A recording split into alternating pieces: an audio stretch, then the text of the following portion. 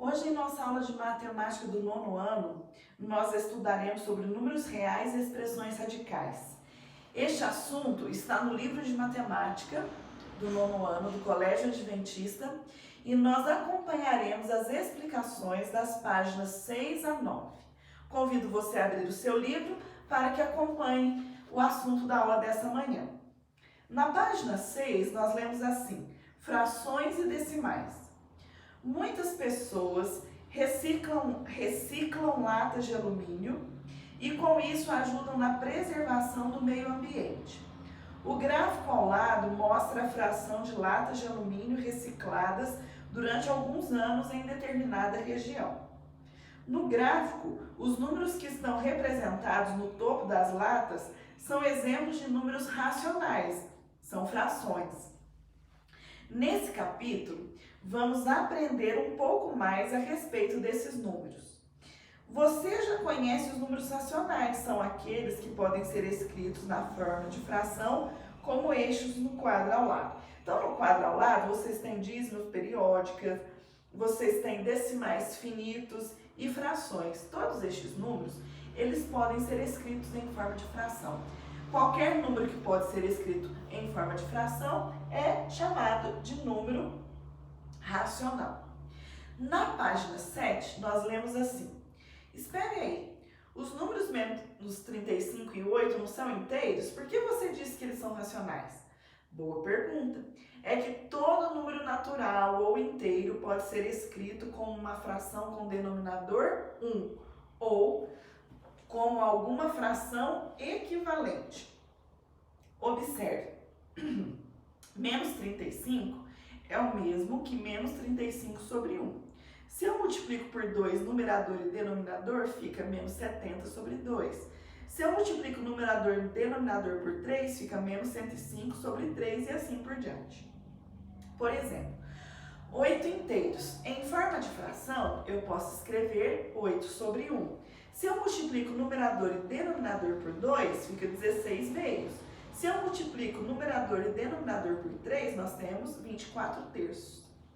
Os números racionais podem ser escritos como decimais e alguns decimais podem ser escritos na forma de fração. As duas situações a seguir demonstram isso.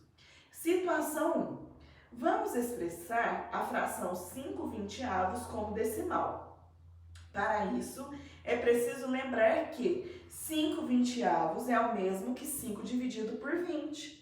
E então efetuamos a divisão. 5 dividido por 20 é o mesmo que 25 décimos. Então, para transformar uma fração em número decimal, basta dividirmos o numerador pelo denominador. Na situação 2, fala assim: agora vamos expressar a fração 1/6 como decimal. Lembre-se, 1/6 é o mesmo que 1 dividido por 6. Ao efetuarmos a divisão 1 dividido por 6, nós encontramos uma dízima periódica, 0,16666, sendo que este número 6, esse dígito 6, repete infinitamente na parte decimal. E ele será, esse número, esse dígito, será o período da nossa dízima. Na segunda coluna da página 7, nós lemos assim: ao continuar a conta, sempre vamos obter 4 no resto e mais um algarismo 6 no quociente. Dessa forma, escrevemos 1 dividido por 6, que é igual a 0,16666 infinitamente. Os 3 pontos depois do último 6 indicam que o decimal continua, pois a conta nunca termina. Então, 1/6 é igual a 1 dividido por 6, que é igual a 0,16666. Como o número 6 se repete em 0,16666, esse decimal recebe o nome de dízima periódica.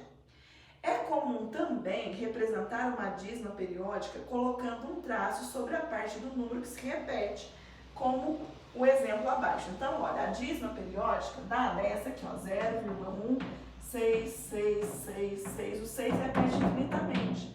Se eu quero indicar que o 6 é o período da dízima, ou seja, o número que vai repetir infinitamente, eu posso colocar um traço em cima dele no lugar das reticências. Então, vai ficar 0,16. Se eu tenho um traço em cima do 6, quer dizer que o 6 repete na parte decimal infinitamente. Ele é o período da nossa dízima, ou seja, é o dígito que repetirá infinitamente. Também, Sim. se for, vamos supor, 1, 6, 3, 6, 3, tipo, aí vai sublinhar o 3 e o 6 juntos? Sim, os dois dígitos que repetem. Certo? Aí na página 7, no balãozinho, nós lemos assim: sempre será possível transformar um número decimal em uma fração desde que o número de casas não nulas após a vírgula seja finito, ou se o decimal for uma dízima periódica. As duas próximas situações ilustram isso. Na situação 3, olha o que nós temos. O número decimal 1,3871 tem somente 4 casas não nulas depois da vírgula. Então, ao multiplicarmos esse número por 10 à quarta, ele será inteiro. Essa ideia pode ser usada para escrever o decimal. Olha, eu vou exemplificar aqui para vocês. Como que eu transformo esse numeral dado na situação 3 em fração? Ele em decimal é 1,3871, certo? Eu vou copiar no numerador da minha fração este número como se a vírgula não existisse. Olha, então vai ficar 13.871. Ele ficará no numerador. No denominador, nós vamos colocar zeros referente a casas decimais que esse número tinha. Ele tinha 1, 2, 3, 4 casas decimais. Ele vai receber 4 zeros. E o 1 acompanhará esse 4 zeros. Então, 1,3871 é o mesmo que 13.871 sobre 10.000. Quando nós temos uma fração que é possível simplificar, nós simplificamos. Nesse caso, a simplificação não é possível, então deixamos assim mesmo, certo? Então, este número decimal corresponde a esta fração. Página 8. Abram o livro de vocês. Observe que, ao multiplicar e dividir por 10 à quarta, não alteramos o número original. Pronto, essa é a fração que representa o decimal. A ideia pode ser estendida para tratarmos de dízimas periódicas. Observe a próxima situação. Na situação 4, nós temos uma dízima periódica. E aqui está revisando como que nós transformamos uma dízima periódica em fração. Ou seja, qual é a fração geratriz que deu origem a essa dízima periódica. Vou apagar aqui para fazer com vocês o primeiro exemplo da situação 4. A primeira dízima é 0,41, certo? Olha, isso aqui é 0,41, 41, 41, repete infinitamente. Eu sei que eu tenho 2 dígitos no meu período, que são repetidos. Então, se são 2 números que são repetidos, eu vou multiplicar por 100 para que essa vírgula venha para cá e o período faça parte da parte inteira. Então, eu chamo de 100x e multiplico esse número por 100. Então, a vírgula vem 2 casas para a direita. Então, nós teremos 41,41, 41 e assim por diante. Chamo de x a minha dízima dada no exercício. 0, 41, 41. Agora, nós fazemos uma subtração. 1 menos 1, 0. 4 menos 4, 0. 1 menos 1, 0. 4 menos 4, 0. Abaixa a vírgula. 1 menos 0, 1. 4 menos nada, 4. Igual. 100x menos 1x, 99x. Se eu isolar x, eu tenho 41 sobre 99. Como não é possível simplificar, esta é a fração geratriz que deu origem à dízima 0, 41, 41, 41. Ainda na situação 4, nós temos outro exemplo. Eu vou apagar aqui e vou fazer esse outro exemplo com vocês. Nós temos a seguinte dízima, 1,36666. Então, vou apagar para nós transformarmos em fração, ou seja, encontrar a fração geratriz dessa dízima. Então, a dízima é 1,366666, né? Olha, só o 6 que repete, porque o tracinho está em cima só do 6. 1,366666, assim por diante. Quem repete? É o 6. Então, eu vou fazer esse 6 e ir para a parte inteira. Para que ele vá para a parte inteira, ó, a vírgula precisa deslocar 2 casas para a direita. Então, eu chamo de 100x, que é igual a 136,666, assim por diante. O número dado eu chamo de x. X será 1,366, assim por diante.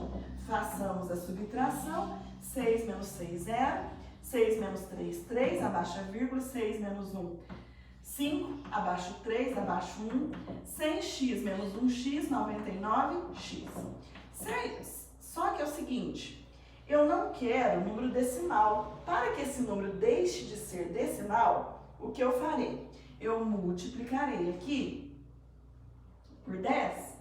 Então, se eu multiplico por 10, o que acontece? Nós teremos 990x, que é igual a 1.353. X, então, será 1.353 sobre 990. Preciso observar se é possível simplificar essa fração. Vamos verificar? 1 mais 3, 4. 4 mais 5, 9. 9 mais 3, 12. Então, é múltiplo de 3. Dá para simplificar por 3. Vamos simplificar por 3? Olha, se eu simplifico 1.353 por 3, eu tenho aqui 451. 451. Se eu faço 990 dividido por 3, eu tenho 330. Bom, aqui nós observamos, vejamos se ainda é possível simplificar por mais algum número.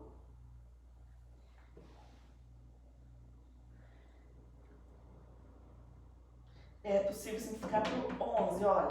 Vamos simplificar por 11, ó. 451 dividido por 11, que dá 41. E 330 dividido por 11, que resulta em 30. 41/30 é a fração geratriz da dízima 1,3666.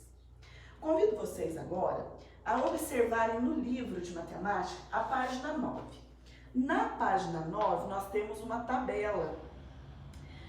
Antes da tabela está escrito assim: como vimos, todos os números racionais podem ser escritos como uma fração da forma A sobre B, um número no numerador e outro número no denominador, sendo que A e B são números inteiros com B diferente de zero, ou seja, para que exista a fração, para que o número exista, o denominador não pode ser zero. Então, A vai ser um número inteiro e B qualquer número diferente de zero. Agora, olhem a tabela azul da página 9. Nós temos o número racional na primeira coluna e o mesmo número em forma de fração na segunda coluna. O único exemplo que eu ainda não fiz com vocês foi o segundo exemplo. Nós já transformamos número inteiro em fração, ou número decimal em fração, e fração em número decimal. E o número misto, como está na segunda linha dessa tabela azul? Vou apagar aqui para fazer para vocês recordarem. Isso nós aprendemos lá no 6º ano. Como que eu transformo um número misto em fração? O número misto, ele tem a parte inteira e a parte decimal. Então, ele é menos 2 inteiros e 3 quartos. Como que eu transformo isso em fração? Ou seja, fração imprópria, porque o numerador ficará maior que o denominador. Eu vou repetir o sinal, que é negativo, e vou repetir o denominador. Quem que é o denominador? 4. E o numerador, como que eu descubro?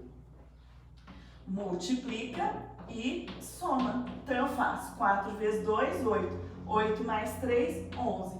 Então, o número misto, menos 2 inteiros e 3 quartos, é o mesmo que a fração imprópria, menos 11 quartos. ao livro de vocês. Existem números decimais que não podem ser escritos na forma de fração. Por exemplo, ao calcular a raiz de 2, obtemos um número decimal infinito, como está escrito aí no seu livro. Infelizmente, esse número decimal não é periódico, ele não é formado por um algarismo ou grupo de algarismos que se repete periodicamente. Por essa razão, esse número não pode ser escrito na forma de fração, isto é, raiz de 2 não é um número, ele não é um número racional, certo? Nós vamos aprender no próximo capítulo esse tipo de número que dá um decimal infinito, porém sem um período, sem dígitos que se repetem. Ele é chamado de número irracional e fará parte das nossas próximas aulas. Após essa explicação, eu peço a vocês que façam as atividades 1, 2 e 3 da página 9 do seu livro de matemática. E em nossa próxima aula eu farei a correção desses exercícios.